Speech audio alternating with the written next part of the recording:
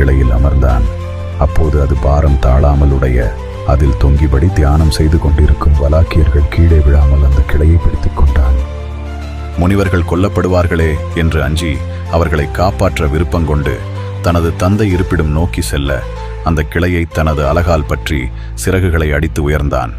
அந்த பெரும் முனிவர்கள் தேவர்களாலும் முடியாத இந்த செயலைக் கண்டு வியந்து அந்த வலிமை மிகுந்த பறவைக்கு பெரும் சுமையை சுமப்பவன் என பொருள் கொண்ட கருடன் என பெயர் கொடுத்தனர். கசியபரும் சூழல் புரிந்து வாலக்கியர்களிடம் ஆன்மீகத்தையே செல்வமாக கொண்டவர்களே, கருடனின் செயல்கள் அனைத்து உயிருக்கும் நன்மை பயக்கும் செயல்களே.